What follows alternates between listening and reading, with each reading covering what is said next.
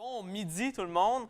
Juste par curiosité, qui ici à main levée, on ne le fera pas par acclamation parce qu'on est dans une bibliothèque, là, mais qui ici à main levée est dans le programme de jeux vidéo à l'UQAC? Ah, ben super. Qui ici va participer au Game Jam la fin de semaine du 11 octobre?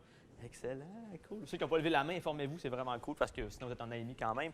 Hey, avant même de me présenter, je vais faire une petite décharge pour starter la conférence. Tout ce que je vais dire aujourd'hui ne concerne que Samuel Taillon. Oui, on travaille, on a Totema Studio qui est notre studio indépendant, mais là, c'est vraiment Samuel qui vient vous parler de, selon lui, c'est quoi la philosophie indépendante, parce que sûrement que vous vous en doutez un peu, c'est comme n'importe quelle philosophie, je pense, c'est sujet à interprétation selon les personnes. Puis il y a même des fois des petits débats à l'interne pour savoir est-ce que c'est un jeu indépendant, c'est un studio indépendant, est-ce qu'il faut être un studio indépendant pour faire un jeu indépendant. Bref, il y a plusieurs facettes de qu'est-ce qu'un milieu ou un jeu indie. Donc moi, c'est ma perception un peu de tout ça. Et c'est aussi la première fois que je fais cette conférence-là. Donc ça va être à la bonne franquette. Je fais j'ai fait des petites recherches à travers tout ça. J'ai comme établi des prémices des fois, mais si vous voulez en discuter après, vous avez d'autres points de vue là-dessus, complètement ouvert à en entendre parler, ça va me faire plaisir. Déjà, bon, qui suis-je? Ma double vie, j'aime ça souvent dire ça avec Totema, qu'on mène une double vie, parce que chacun des membres dans Totema Studio travaille à temps plein ailleurs que dans le studio. C'est ce qu'on pourrait appeler un studio indépendant de hobby, c'est-à-dire qu'on fait ça en sideline, sans se donner d'argent non plus avec ces projets-là. Donc, ma double vie, c'est que pour arriver à mettre du pain sur la table, je travaille à temps plein 2 jours à l'UQAC pour l'Association des diplômés. Donc, je m'occupe des relations avec les diplômés, j'organise des retrouvailles, des événements comme ça. Et le soir, comme Batman, on devient quelque chose d'autre. Et je dis le soir, mais souvent, c'est des fois aussi les fins de semaine, on se prend des congés pour aller à des conventions à l'extérieur de la province ou de la région. Donc, c'est un peu ça notre double vie. Souvent, c'est drôle parce que j'ai des collègues qui ne savent pas vraiment c'est quoi que je fais au-delà après mes chiffres de travail à l'UQAC, mais il y a toute cette double vie-là qui existe. La philosophie indépendante, comme je vous le disais tout à l'heure, c'est sujet à débat. Je regardais un petit peu des subreddits, je regardais un peu de la littérature à ce sujet-là. Et bon, les gens n'arrivent pas à avoir consensus sur est-ce qu'un jeu indépendant doit être obligatoirement fait par un studio indépendant? Est-ce que être indépendant, c'est être indépendant financièrement, c'est-à-dire ne pas relever d'actionnaires ou de financiers autres que les principaux intéressés par l'entreprise? Est-ce que c'est plutôt être indépendant de champ d'action, de pouvoir faire tout ce qu'on veut? Moi, à mon avis, c'est un peu un beau mélange de tout ça. Et je crois aussi qu'il y a autant de philosophie indépendante qu'il y a de studios indépendants. C'est-à-dire qu'on se l'approprie un peu, on va le voir un peu plus dans les méthodes indépendantes pour les studios de fonctionner. Mais en tant que tel, la philosophie, c'est quelque chose d'assez malléable, d'assez flou même. Il faut dire que c'est assez nouveau. Mais il y en a des reflets ailleurs que dans le milieu du studio indépendant, du jeu vidéo, on pourrait dire. J'ai trouvé une citation que j'aime beaucoup, qui, si je le résume en anglais, pourrait dire que finalement, les jeux indie sont vraiment incroyables pour une raison principale parmi les autres, c'est qu'ils sont permis de faire des choses sans avoir à s'excuser. Puis ça, je trouve que c'est très bien dit, c'est-à-dire ils n'ont pas à s'excuser. Selon la citation, c'est auprès de des investisseurs, c'est-à-dire ils le font de manière complètement indépendante, autonome, avec une espèce de volonté qui est propre au studio et qui n'est pas teintée ou orientée, on pourrait dire, par une direction artistique d'un autre grand joueur ou des actionnaires. C'est vraiment propre aux membres même du studio. Ça vient d'une citation de Casey Chewie, je ne sais pas que je ne l'avais pas encore dit dans ma bouche, ce nom, Casey Chewie, qui est level designer dans un studio au Nouveau-Brunswick qui s'appelle Electronic Superjoy. Donc, bref, pour le simplifier, cette phrase-là, je trouvais que j'avais envie de le remettre dans mes mots un peu pour me l'approprier un peu. Et c'était bref, finalement, c'est en faire un peu qu'à sa tête, mais en assumer les conséquences aussi. C'est pas en faire qu'à sa tête puis faire des trucs dangereux, risqués, qui vont mettre mal à l'aise les autres. C'est en le faire, mais en se disant savoir ces conséquences-là et je suis prêt à vivre avec ces conséquences-là. J'ai un parallèle que j'aime beaucoup entre le milieu du jeu vidéo, parce que c'est bien beau ça, mais comment ça s'applique dans la réalité, en faire qu'à sa tête puis assumer les conséquences. Et je trouve que la scène indie en termes de jeux vidéo, s'apparente beaucoup aux microbrasseries, aux microdistilleries qu'on voit éclore de plus en plus avec le temps.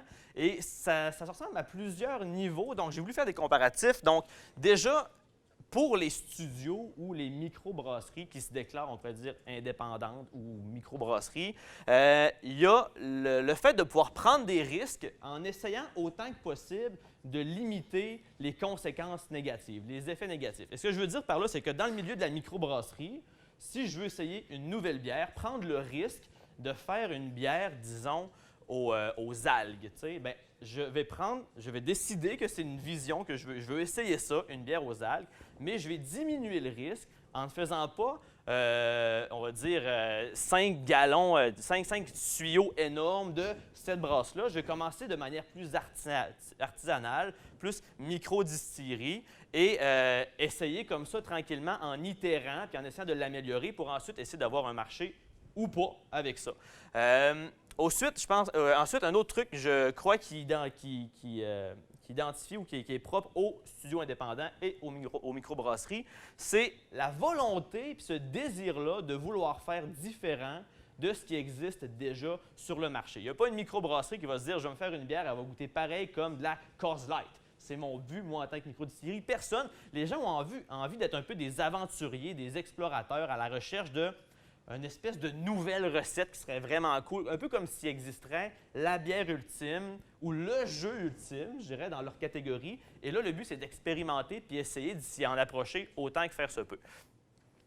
Ensuite, je pense qu'il y a une volonté qui est aussi partagée par les studios indie et les microbrasseries, et c'est la volonté de faire un produit d'abord et avant tout pour soi-même. C'est-à-dire, oui, par la suite, dans la commercialisation, on s'attarde à des clientèles cibles, on s'attaque à des personas, tout ce que le marketing nous apprend. Mais je pense qu'au milieu d'un studio indie puis d'une microbrasserie, les gens veulent faire un produit pour eux-mêmes. Ils ont envie de goûter une bière, ça goûterait quoi si on rajouterait justement du chocolat, des algues puis des noisettes. Hey, on l'essaye dessus, on va voir ça donne quoi. Ils ont envie de l'essayer pour eux-mêmes. Puis encore là, après ça, s'ils se rendent compte que ça fait écho auprès d'une certaine clientèle, ou pas, ils peuvent décider de la commercialiser par la suite.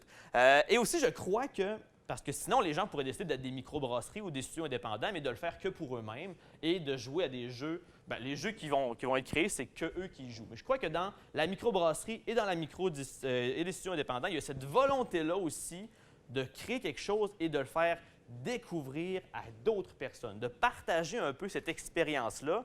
Et vraiment, je trouve que le parallèle entre les deux se rejoint parfaitement. Ça, c'est pour ce qui est des studios, mais aussi auprès des consommateurs, autant des microdistilleries que des jeux vidéo indépendants. Je trouve qu'il y a des similitudes, c'est-à-dire que les gens sont prêts à risquer de ne pas aimer ça. Les gens, ils se disent... Puis, ce que je veux dire par là, c'est que c'est rare qu'une personne va acheter une caisse de 24 d'une nouvelle bière de microbrasserie qu'il n'a jamais goûté avant. Donc, ils assument que c'est un risque de goûter à une nouvelle bière de microbrasserie. Donc, souvent, ça s'achète à l'unité. Et comme ça, il est capable de dire « Ah, j'ai plus ou moins aimé ça ». Et je crois que dans le milieu du jeu vidéo indépendant, les gens aussi, ils acceptent qu'ils soient déçus par un jeu à un certain niveau parce qu'ils se disent « C'était une scène indépendante, on retrouve de tout dans ce milieu-là. Donc, ça ne me dérange pas d'avoir payé 15, 20, 30 $ pour un jeu indépendant. Ça fait partie de mon sens, moi, d'explorateur de ce que sont les jeux vidéo indépendants. Aussi, je pense que ce qu'il y a de commun aux consommateurs de jeux indie puis de microbrasserie, c'est qu'ils aiment essayer des nouvelles choses, au même titre que ceux qui les font aiment essayer des nouvelles choses. Ceux qui l'aiment les découvrir veulent, tu sais, mettons que tu trouves ta bière de microbrasserie qui est parfaitement à ton goût, tu ne vas pas t'arrêter là, de dire « bon, mais je l'ai trouvé, je ne cherche plus ». C'est l'idée même de découverte qui intéresse les consommateurs dans ces deux champs-là. Et finalement aussi, pour les deux, il y a le désir de vouloir le partager, parce qu'une bière, c'est un truc qui se partage, on fait ça entre amis. Souvent, le milieu du jeu vidéo, c'est un truc que même si on joue solo, c'est un truc qu'on aime ça parler avec les gens autour de nous. Donc, il y a cet intérêt-là, autant pour les fans de bière de micro que pour les jeux indépendants, de parler, de faire partie de cette communauté-là, de se retrouver sur des forums, sur des chats, ou même au comptoir d'une microbrasserie pour échanger autour de ça. Donc, c'était ça pour mon petit parallèle, parce que je trouve que ça situe bien ma vision de qu'est-ce que l'indépendance en lien avec les microbrasseries. Est-ce qu'il y a des questions par rapport à ça? Ça fait-tu du sens? Un peu? Ça fait sens? Super. Bon, là, j'ai expliqué un petit peu c'était quoi pour moi la philosophie indie, mais l'idée aussi, c'est de prendre Totema Studio, qui est un studio qu'on a starté, nous, en 2014 officiellement, mais 2013, on va dire officieusement, avec une gang d'amis. Et on est maintenant enregistré, on a des projets de sortie, on est même reconnu, je vous dirais, là, au Québec. C'est le fun, on va dans des conventions, on commence à être connu auprès des consommateurs, mais aussi auprès de tous les autres développeurs indépendants. Il faut dire que quand on arrive, on est des gars du Saguenay, fait qu'on déplace de l'air, puis on est content d'aller les trouver, fait que c'est drôle. Et donc, l'objectif aujourd'hui avec vous, c'est de regarder, OK, on parle de philosophie indépendante, comment que ça s'applique, nous, dans notre entreprise, en disant pas du tout, là, puis ça, chaque fois qu'on parle aux étudiants à l'AMI, on ne veut pas que ça devienne le modèle à suivre en tant qu'Indie. Le but, c'est pas ça. C'est nous, la manière qu'on fonctionne, qui est remplie de qualité, mais aussi remplie de défauts ou de trucs qui font en sorte qu'on va à une certaine vitesse en développement plutôt qu'une autre. Mais c'est de vous montrer que c'est un modèle, puis de regarder aussi ensemble c'est quoi les autres alternatives à ces modèles-là qui existent. Parce que, juste encore là par curiosité, est-ce qu'il y a des gens qui ont des projets Indie en sideline déjà personnellement ici? 1, 2. Alors, c'est timide. Des fois, on n'ose pas trop comme s'assumer j'ai codé quelque chose, mais c'est pas encore parfait, fait que je ne le montre pas. Je comprends complètement. Donc, ce qu'on va faire ensemble, c'est regarder Totema Studio sous 4 principaux aspects. Déjà, l'entreprise, l'entité qui est le studio. Ensuite, les projets qu'elle sort, les bières de microbrasserie, on pourrait dire qu'elle sort sur le marché. L'équipe dans ce studio-là. D'ailleurs, j'ai mes 2 collègues qui sont là, Gabriel et François. Levez votre main! Yeah. Yes, c'est good. Et finalement, le financement, ou savoir comment on fait pour avoir de l'argent, parce qu'au final, on en a besoin à un moment dans la production d'un jeu vidéo, assurément. À différents niveaux. Là. Je vous dirais, des fois, ça peut être plus maigre que d'autres, mais bon. Déjà, pour commencer, là, je voulais parler de l'historique de Totema Studio, là, mais c'est genre ultra simplifié. Pour ceux qui sont curieux d'en apprendre plus sur notre entreprise, allez sur totemastudio.com, il y a une petite section historique. Puis à chaque fois qu'on a un highlight, on pourrait dire, de notre année, là, on le mentionne là-dessus. Puis on le fait pour nous déjà parce qu'on trouve ça intéressant de s'y référer puis se dire à un moment donné, wow, regarde tout ce qu'on a accompli. Ou wow, cette année, on a été juste dans un seul projet. Puis ça a été pas mal ça notre année. Mais bref, c'est ça. Donc, historiquement, en 2013, on était une gang, on était moi, François, coloc. Pas pantoute dans le milieu du jeu vidéo. Moi, pour vous le dire, je suis graphiste de formation. François est ergothérapeute et Gabriel est en programmation chez TLM. Et là, au début, Gab n'était même pas là. Il y avait moi, François et d'autres amis. On se dit, on a une idée de jeu, ça n'existe pas, on aimerait ça jouer à ça. Qu'est-ce qu'on fait? Bien, essayons de le faire. Donc, en 2013, on avait cette idée-là d'un jeu, et même pas d'un studio qui ferait des jeux. On avait un projet en tête. On se dit, on va essayer de le faire. Donc, on était rendu avec un tableur Excel avec 300 habilités de personnages. On pouvait faire des combats un peu à la manière d'un tabletop à la Donjon Dragon, c'est-à-dire tu mettais des points, ça te débloquait des skills qui étaient accessibles, tu avais un maximum de slots de skills. Et bon, là, on pouvait faire des combats entre nous. Et on avait un malin plaisir à jouer à ça. Et on a passé une année là-dessus, à essayer aussi de comprendre Unity parce qu'on n'avait personne comme pour nous l'enseigner vraiment à ce moment-là.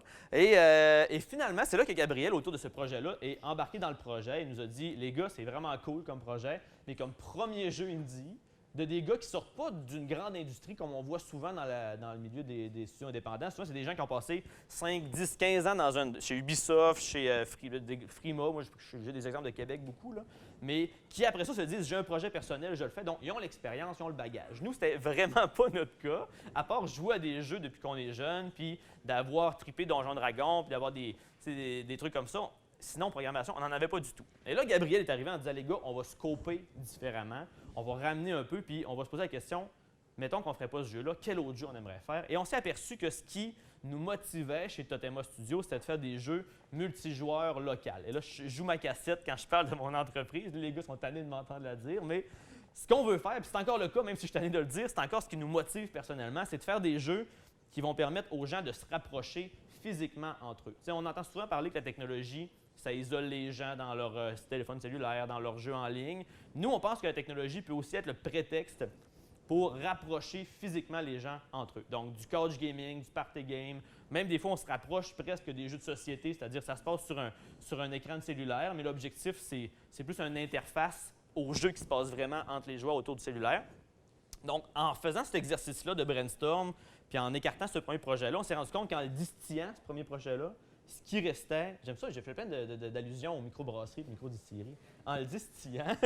Il nous restait cette idée-là de rapprocher les gens. Donc, on s'est dit, parfait, brainstormons autour de ça. Et on s'est dit, ben là, cool, on a une idée de jeu qu'on met sur la glace pour quelque temps.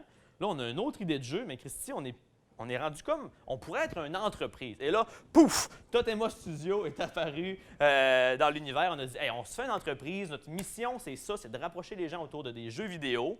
Et là, on a fait un plan d'affaires avec le Centre d'entrepreneuriat et d'essaimage de l'UQAC en leur disant, ça, c'est notre plan d'affaires, c'est comme ça qu'on veut fonctionner. Et on a gagné un prix. Et ça a aussi officialisé le fait que maintenant, on est une entreprise. Donc, on se crée une page Facebook, un site web, des cartes d'affaires. On participait à des concours. Donc, je vous dirais, 2013, c'était l'année du premier projet. 2014, ça a vraiment été l'année où on a brainstormé, on a commencé à travailler sur le premier projet qu'on voulait sortir et qu'on a aussi mis les bases de ce qu'était notre entreprise Totema Studio. Ensuite, de 2015 à 2016, ça a été l'année, je dirais, beaucoup des concours puis de l'exposure. On sortait du placard, on participait à des concours. On a participé à une espèce de truc télévisé avec, je ne sais pas si vous le connaissez, mais voyons, son nom ne me revient pas. Alexandre Taillefer. Alexandre Taillefer, qui est un dragon de l'émission qui cherche à investir dans des projets, mais c'est comme un projet parallèle qu'il faisait. On était dans les finalistes, on a eu de l'exposure pas mal avec ça. Notre page Facebook, ça roulait bien, on avait beaucoup de monde. Et aussi, à travers tout ça, on développait le jeu Game of Thumbs, que je vais vous présenter tout à l'heure, parce que je sais que vous êtes intéressés de voir des projets aussi un peu à travers ça. Fait que j'ai une partie plus sur les projets. Donc, 2015 à 2016, on travaille sur Game of Thumbs, on participe à des concours et on sort Game of Thumbs le 40 novembre 2016. Parce qu'au début, on voulait sortir avant le 30 novembre, mais on n'a pas été capable. Fait qu'on est sorti le 10 décembre, qu'on a aussi appelé le 40 novembre. Fait qu'on était correct qu'on restait en novembre. Ça, c'est indie pas mal, là, comme philosophie. On change les dates du calendrier, ça va passer. Personne ne va s'en rendre compte. Et donc, là, on sort le jeu. On a un succès, on va dire, moyen. Côté distribution, on a à peu près 1200-1500 downloads du jeu. Je vous présenterai un peu la capsule tantôt, mais au final, la formule économique ou de rentabilité de ce projet-là, c'était avec de la publicité intégrée dans le jeu. Et ça n'a pas été ce qui a été le plus payant, mais c'est pas grave parce que l'objectif de ce premier projet-là, c'était d'en faire un. C'était de faire la boucle complète de l'idéation jusqu'à la distribution et la promotion par la suite, de le sortir sur les stores parce que c'est un jeu mobile qui était sur iOS, sur Android, donc de découvrir comment ça marchait. Puis pendant tout c'est le jeu qui nous a le plus fait sentir, je pense, comme des explorateurs. Puis c'est drôle parce que même le visuel du jeu fait très jungle, fait très exploration, là, mais on partait à l'aventure, on voulait faire un jeu. Puis on rencontrait quand même il y a une rivière. C'est comment qu'on va faire pour traverser la rivière? Ben, on se trouve-tu des outils qui vont pouvoir être répétables par la suite dans d'autres projets ou on le hard-code, puis on se le clenche, puis on veut finir le jeu plus vite. On était plus dans l'idée de le faire avec des outils qu'on est capable de répéter parce qu'on avait une vision sur le long terme de faire des jeux multijoueurs locaux. Fait que ça nous a quand même bien servi. Et donc, ensuite, on sort le jeu 2016, 2017 à 2018, parce qu'on avait passé quand même plusieurs années. Si on le compte depuis 2014 à 2016, à peu près 2 ans et demi à faire un seul jeu. On s'est dit, là, c'est beaucoup de temps qu'on se rend compte qu'on investit dans un jeu. Fait que les prochains, on va vraiment s'assurer que c'est le bon projet qu'on veut porter, on veut mener à terme. Donc, 2017-2018, ça a été l'année des prototypes. Donc, on a fait plein de prototypes de jeux, entre autres avec les Game Jam. On les a fait tester dans les conventions ici au Saguenay, un peu à l'extérieur aussi. On s'est monté une plateforme de sociofinancement avec Patreon pour avoir des gens qui nous suivent, qui essayent les jeux, nous donnent du feedback par rapport à ça. Et on en est fini par choisir en 2018 que le prochain jeu qu'on allait sortir était Zombiotic, qu'on va vous présenter tantôt, qui est sorti sur Steam récemment et qu'on est en train de sortir, de porter sur console. D'ailleurs, Frank écrivait avec le gars de Nintendo tantôt sur son cellulaire pour qu'on le sorte d'ici mai 2020. C'est le but. On le dit, c'est comme un gros commitment, mais on l'a dit quand même pas mal. Frank fait comment? Comment tu dis? Entre le 30 et le 40 mai, oui, exactement. Ça arrive d'être dans ces eaux-là. Donc, je trouvais ça intéressant de faire un bilan de ces 6 années-là. Et je me dis que, bon, bilan, juste en chiffres, on a un jeu, sur 6 ans, un jeu de commercialisé. Sur 6 ans, on a 7 à 8 prototypes jouables qu'on a développés. Et on est 3 co-associés et une vingtaine, parce que là, je vous ai montré mes 2 co-associés avec qui on est dans Totema, mais autour de ça, c'est ajouté une vingtaine, je vous dirais, de personnes qui sont venues donner des fois un coup de main pour ne serait-ce qu'une soirée pour nous avancer sur un truc qui nous buguait. Des fois, de nous donner des conseils plus que de participer vraiment à mettre les mains à la pâte. Mais bref, une vingtaine de personnes qui ont gravité autour de ça, de manière, encore une fois, complètement bénévole, puis par plaisir, puis aussi par aspect social, je dirais, de se retrouver entre amis le soir pour se voir. Et on a fait aussi, ça je trouve que c'est le truc le plus remarquable, on n'a pas manqué, je pense pas qu'on a manqué 12 rencontres en 6 ans. En 6 ans, on se fait une rencontre chaque jeudi soir ou mercredi soir depuis 6 ans, puis si on en a manqué 12 en 6 ans, c'est gros.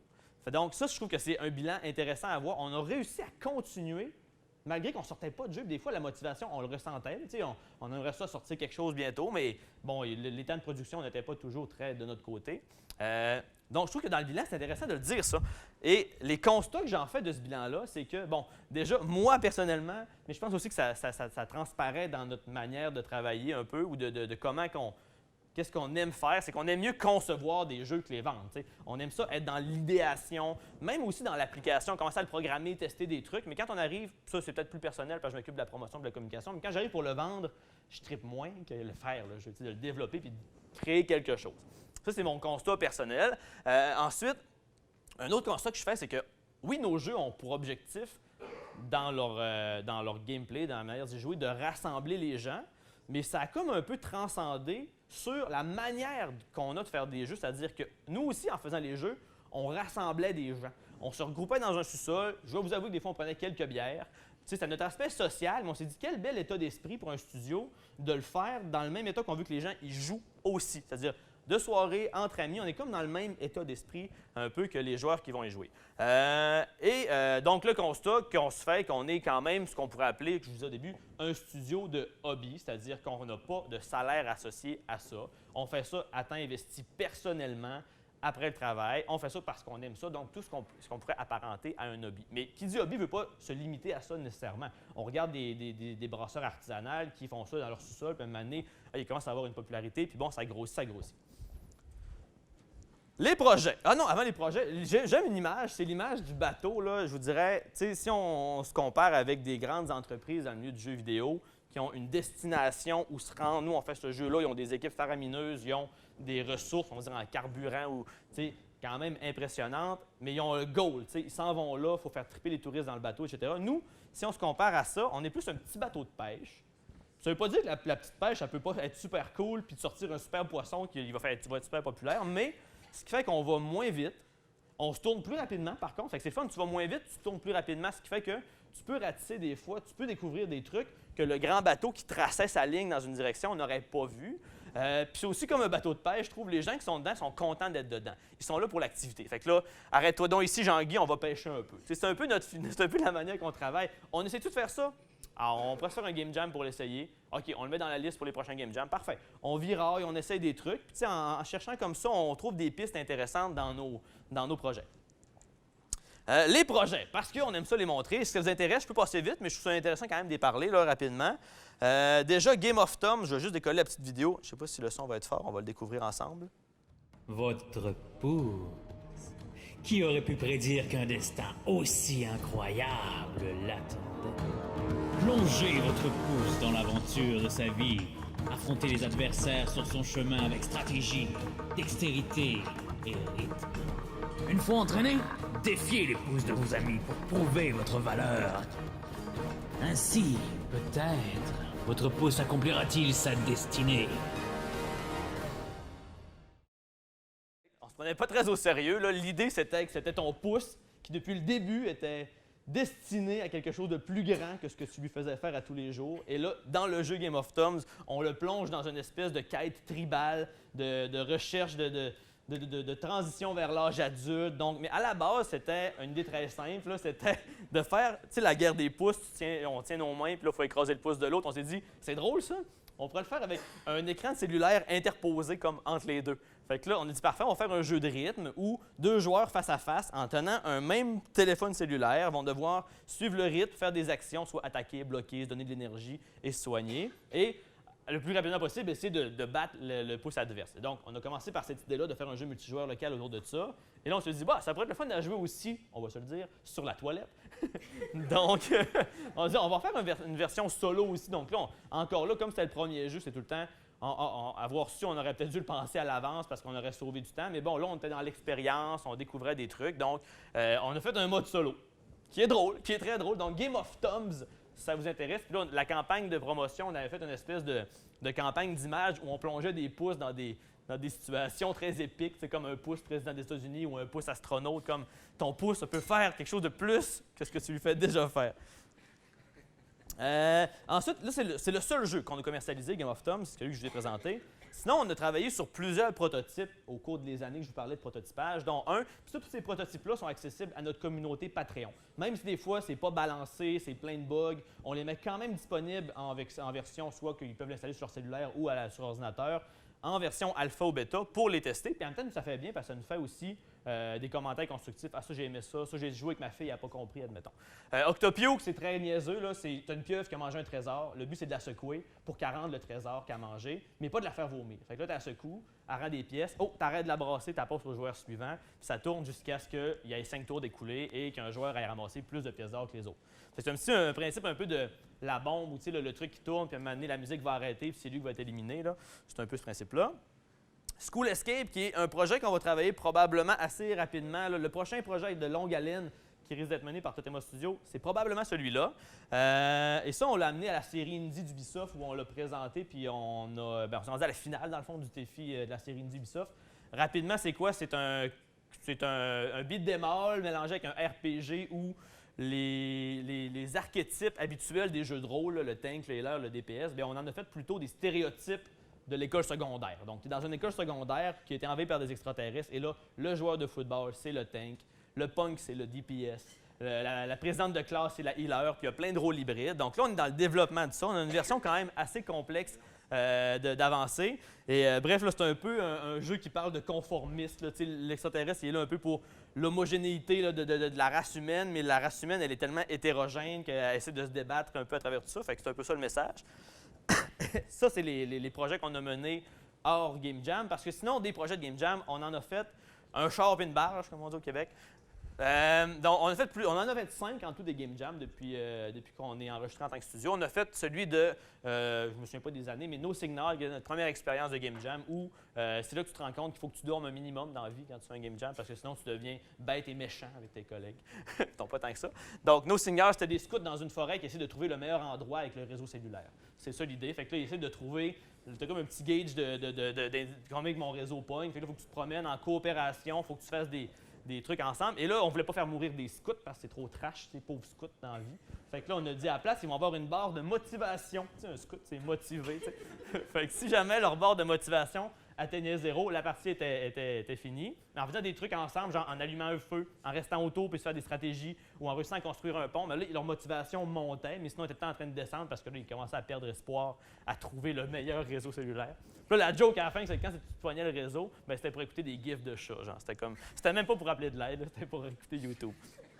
Ça, c'était risqué dans le sens où on n'avait jamais fait de jeu en 48 heures. Fait qu'on voulait l'essayer. On était avec une forme assez simple de jeu coop quand même, mais le risque, c'était d'en faire un Game Jam. Deuxième Game Jam, on est allé un peu différemment. Déjà, on s'est dit, hey, on va faire du 3D. On n'avait jamais fait de 3D. C'était le pire 3D ever, OK? C'était fait avec des blocs dans Unity qu'on empilait. Fait que, c'était débile pour la carte graphique. Elle gérait une ville faite en plein de petits blocs empilés. Là. C'était vraiment pas l'idéal.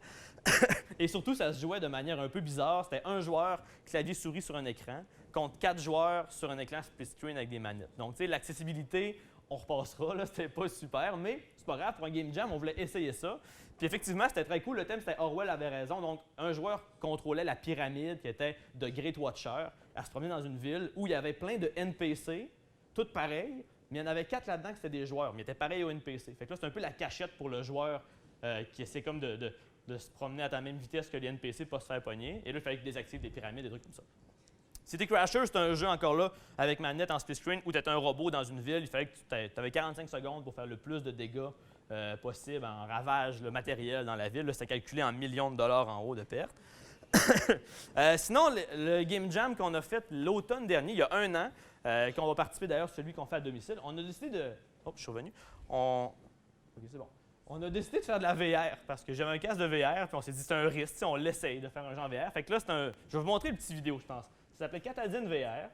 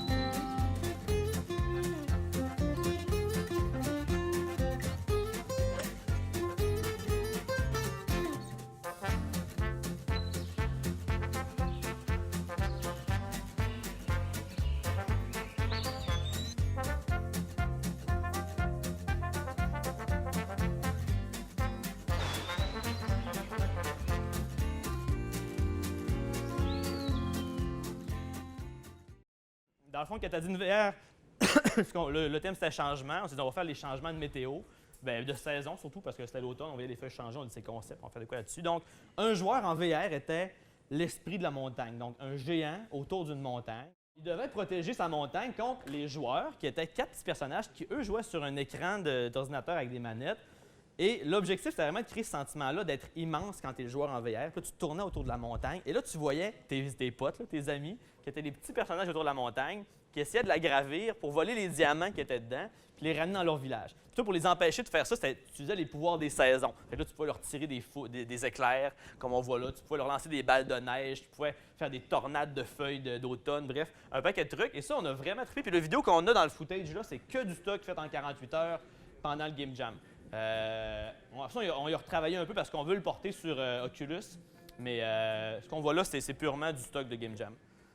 Et sinon, l'autre jeu, je ne mettrai pas les vidéos parce que ça lag trop, là, mais le jeu qu'on a fait à l'hiver passé, qui était Beer Please, qui était notre premier jeu solo. On a dit, hey, on va faire notre risque, notre défi, c'est de faire un jeu solo. On n'a jamais fait, on fait tout ça du multijoueur local. Puis, tu sais, faire du multijoueur local, tu as un défi aussi, mais souvent, l'adversaire, c'est toujours un autre joueur. Mais là, c'était de faire en sorte que l'adversaire, c'était le jeu lui-même, comme si on avait fait un jeu de coop, qui est un peu le cas avec des jeux comme School Escape, là. Mais c'était vraiment de faire à un joueur, d'essayer d'avoir le sentiment quand même de plaisir à travers ça. Donc, c'est ça le défi pour Beer Please. Ces jeux-là de Game Jam se retrouvent tous sur Game Jolt, d'ailleurs, à part pour Katadine VR. Ben, quoi qu'il l'ait peut-être, sauf que ça te prend tout le setup pour le faire rouler quand même, là. Sinon, le prochain jeu qu'on sort, qui est Zombiotic, ça c'est dommage.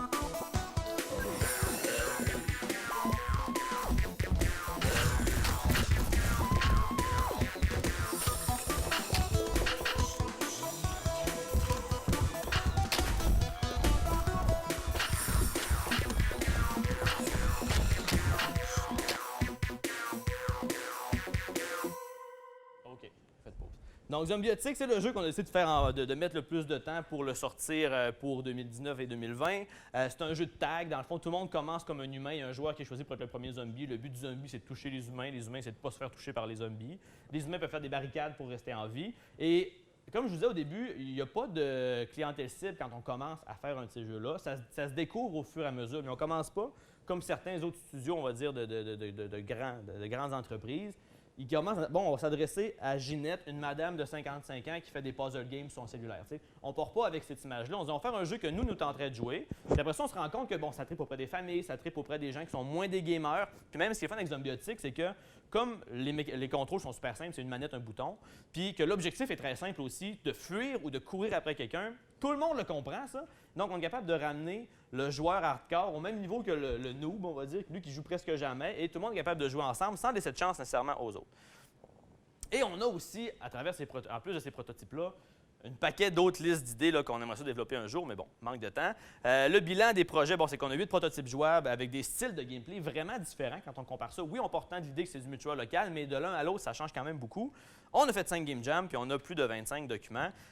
Donc, je pense que les constats qu'on fait un peu de ça, c'est que notre efficacité est en 48 heures pour un Game Jam, c'est impressionnant. Sauf que nous, des fois, à travailler seulement des 5-6 heures par semaine, on se démotive, mais ça avance pas super vite nécessairement. Mais quand on fait un Game Jam de 48 heures, c'est bon pour le moral des troupes. C'est genre, wow, OK, on amène des trucs à bien, puis c'est impressionnant ce qu'on fait.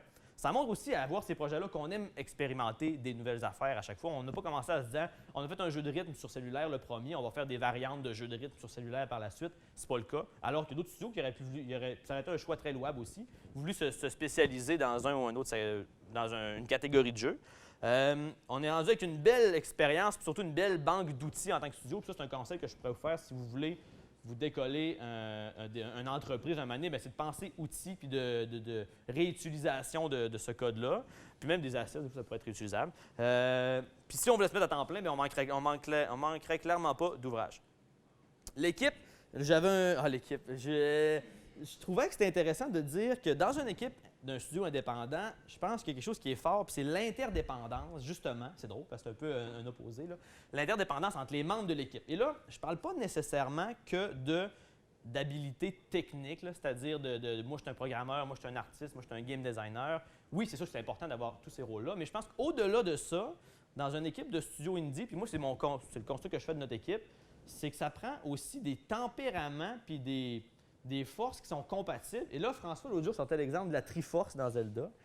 Et je trouve que c'est... Moi, je n'ai jamais joué à Zelda dans ma vie. Honte à moi, là, je m'en excuse. Mais je sais, ça soupire, genre pauvre Sam qui fait des jeux vidéo. Puis jamais... Les gars vont m'asseoir sur une chaise et vont me faire essayer plein de jeux qui manquent à ma culture. Mais, tu sais, la Triforce de l'interconnexion entre la sagesse, le courage puis le pouvoir qui fait ce tout-là, qui est capable de surmonter tout le reste. Mais je pense que c'est un peu ces styles-là aussi qu'on a dans l'équipe. C'est que chacun assure comme un de ces rôles-là. Puis on le sait un peu qu'on est la sagesse. Comme François, c'est la sagesse. Fait que François, quand on dérape complètement puis qu'on s'enligne dans un mur, François, c'est le gars qui dit « Les gars, je pense que peut-être une réserve sur tel ou tel truc. » Moi, je suis le courage, c'est-à-dire c'est moi qui vise le mur puis qui court dedans.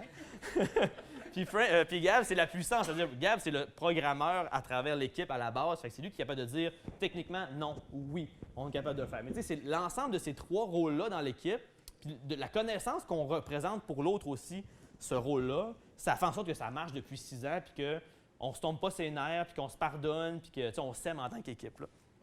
Oh!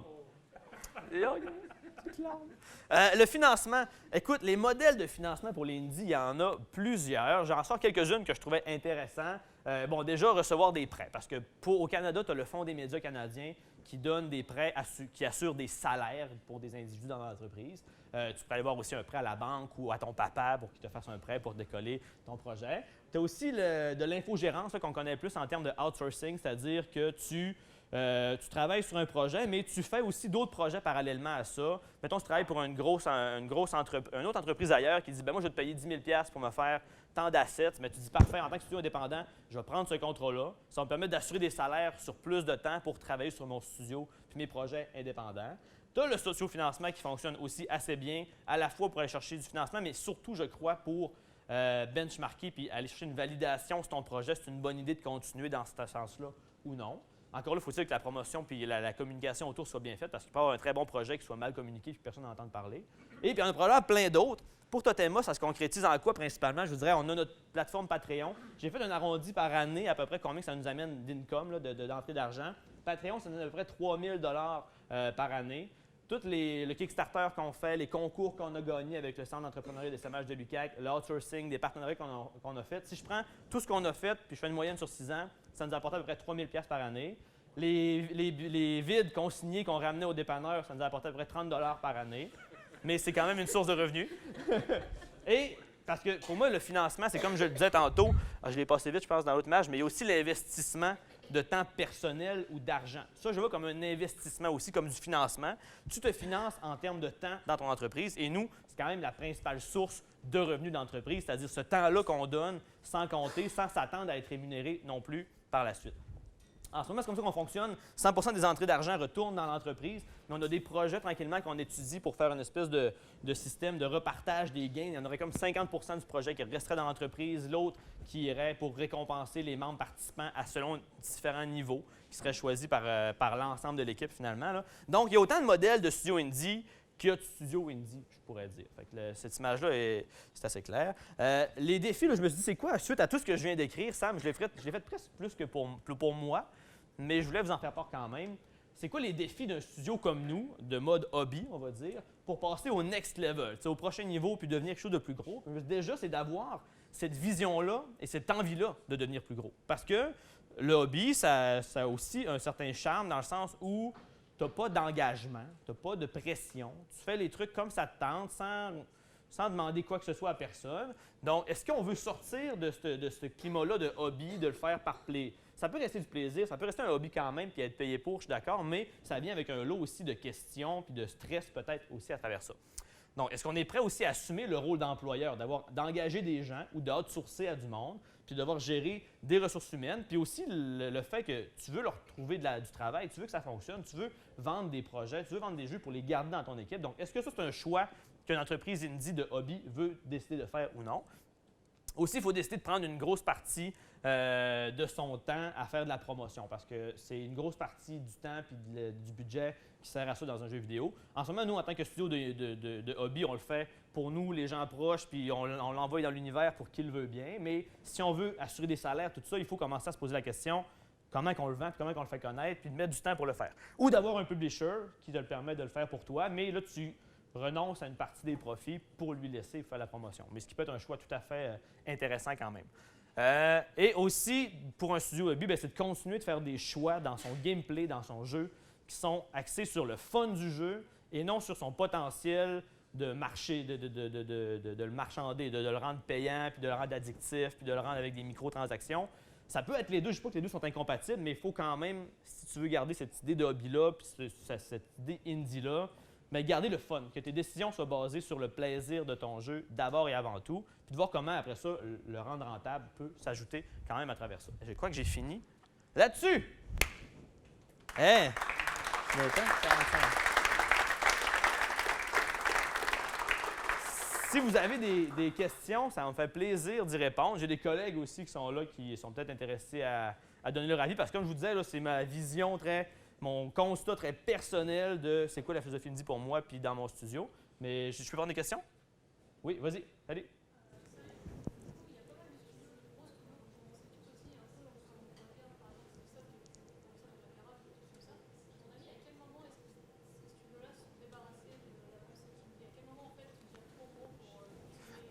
Bien, moi, je me rends compte avec le temps qu'il y a des gros studios que je me rends compte qui ont encore un fond d'indie en eux. T'sais, je pense que c'est con, là, mais je voyais, puis c'est peut-être pas un bon exemple, mais le dernier truc, là, le rond là, de Nintendo, le Nintendo Ring patente, là. Je trouve que ça, en tant que choix, c'est un peu indie. C'est un peu bizarre. C'est risqué, ça va-tu fonctionner? C'est pas une manette standard. Donc, je trouve qu'il y a des décisions qui sonnent un peu indie, mais je pense que finalement, ce qui fait que c'est indie ou pas, c'est ton financement, il vient d'où? Si tu as des actionnaires que eux, veut pas, c'est une game, c'est genre dans les trucs très philosophiques, là, mais l'argent implique des comportements et des attentes de des gens. Donc, si les attentes des gens, c'est plus seulement ceux dans le studio qui les ont, mais c'est du monde qui ne sont pas tout dans le milieu du jeu vidéo, mais qui ont ces attentes-là, bien là, je pense que le pouvoir se déplace un peu, puis c'est un peu là. Mais tu sais, tu as des studios qui font des super projets. Puis il y a aussi, comme les micro-distilleries, on l'a vu avec, je ne sais pas si vous êtes full au courant, là, mais ici au Québec, tu avais la microbrasserie Archibald qui aurait été rachetée par Labatt. Mais tu sais, il y a un intérêt aussi autour des jeux indie. Puis on en voit Ubisoft qui ont fait Child of Light, qui est un jeu qui, de facture et d'image, ressemble beaucoup à un jeu indie, mais c'est un jeu fait par Ubisoft quand même, qui ont dédié une équipe là-dessus. Je pense que l'intérêt de... Le marché est là, les gens s'intéressent à ça. Comme quand on commence à prendre de la bière, au début, on prend de la bière, on va dire cheap, là, puis qu'on commence avec ça, mais plus ça va, plus nos papilles se développent, plus notre curiosité se développe, puis on veut aller vers ça. Donc, les gros studios ne sont pas caves, ils savent qu'il y a un marché qui va vers ça, puis il y a de l'argent à faire. Donc, ils veulent pas copier parce que, tu sais, ça reste une philosophie, donc ils peuvent se l'imposer un peu, mais est-ce que ça en est une vraie qui se fait de manière complètement déchargée de toute contrainte financière ou de pouvoir? Moins, c'est sûr que c'est moins. À ce moment-là, je pense que c'est dans l'argent un peu là-dedans, la provenance des fonds. Justine, oui? Le nom, Totema. Totema Studio, ça c'est un brainstorm d'équipe, encore une fois, au début. On aimait l'idée du feu de camp au départ, l'idée qu'un feu de camp, ça rassemble les gens autour pour faire des activités. Puis des fois, on s'inspire, comme Katadine, on s'inspire beaucoup des fois des légendes des Premières Nations ou de ce visuel-là. On trouve que c'est riche en légendes, que c'est riche en histoire. On s'en inspire, là, on ne veut pas faire des trucs historiques ou nécessairement éducatifs non plus, mais on s'en inspire. Et le totem, on trouvait que c'était, dans l'imaginaire, c'était un point de rencontre. C'était là pour baliser des fois les territoires. Ils se rencontraient pour faire de la traite autour de ces lieux-là. Donc, il y avait cet aspect-là de rassembler les gens autour de quelque chose qui nous appelait beaucoup. Et là, on dit Totema parce que ça sonne bien, c'est dans aucune langue, puis ça percute, ça se dit bien. Totem est comme Totema avec un A. Oui? Oui. C'est quand tu sais, mettons, que tu es prêt à faire ton Kickstarter quand tu startes ton jeu, que tu sais que bon, moi, je peux faire mon Kickstarter parce que j'ai ça pour. C'est une bonne question. Puis moi, je pense qu'il y a deux. Tu sais, faire de Kickstarter, mettons que j'en ferai un autre, là, il y a deux moments où je pense que tu le fais. Au début, pour benchmarker, pour savoir je le fais-tu ou je le fais pas. Fait que tu n'as pas vraiment. Tu as le gameplay de penser, tu as quelques assets pour rendre ça attirant, c'est sûr, là, mais le but, c'est de dire j'ai besoin de temps parce qu'il n'y a rien de fait. Puis, il faut que je me paye un salaire sur tant de temps pour travailler là-dessus temps plein. Si je réussis à le faire, il devrait sortir en telle année. Puis, si j'atteins plus, je suis capable d'engager du monde pour arriver à ça, ça, ça. Donc, premier niveau, je pense que ce serait de faire en titre d'études de marché. Deuxième niveau, je pense que c'est, nous, avec Zombiotic, on a fait un Kickstarter, on était cherché 6 000 $, on était bien contents. On est allé de manière très réaliste, on s'est dit, il faut qu'on achète des dev kits, des consoles de développement sur Xbox, Nintendo, PlayStation. Et ça nous coûtait, grosso modo, à peu près 5 000 $, plus une convention pour aller à Boston, pour aller présenter et rencontrer Nintendo. Donc, on a dit, on aurait besoin de 5 000 $ pour l'année sur console. Donc, on s'est dit, l'objectif, c'était pas Zombiotic, c'était amener Zombiotic sur console. Donc, c'est comme faire, on veut faire une expansion à ce jeu-là, on veut le pousser plus loin. Fait à ce moment-là, tu peux le faire, à mon sens. Puis, comme de raison, ça a bien fonctionné. On a atteint 6 000 puis on visait 5 000. Ça nous a permis, effectivement, de pouvoir acheter les dev kits qu'on est en train de tester pour fonctionner puis de faire du démarchage avec Nintendo encore une fois. Fait que moi, c'est personnel encore là. C'est mon avis à moi. Moi, je verrais ces deux fenêtres-là d'action dans le but de faire un Kickstarter. Pour le projet au début, en test pour valider ou après pour rajouter du stock puis essayer de financer peut-être même un peu le temps que tu as mis avant. T'sais. Qui sait? Ouais, vas-y. Moi, je suis la directrice de la bibliothèque, je suis Nathalie. Je voulais simplement te remercier. On apprécie beaucoup avoir cette nouvelle activité-là à la bibliothèque. Je ne veux pas vous empêcher de continuer à discuter. Je veux juste laisser ceux qui ont des courses c'est bien parfait. avoir le temps d'y aller. Puis vous annoncer également que, d'abord, merci beaucoup Samuel. De rien. Puis on vous attend encore le 23 octobre. On va avoir une discussion sur l'économie dans les jeux sur appareil mobile. Donc, on va être là. On va venir voir ça. Si vous Excellent. voulez, en tout cas, Totema Studio, Facebook, Instagram, Twitter, YouTube, site web, allez voir ça. Puis on va être au Game Jam. Fait que viendrez nous poser des questions, vous voulez voir ce qu'on fait. Merci beaucoup. Merci beaucoup. Salut.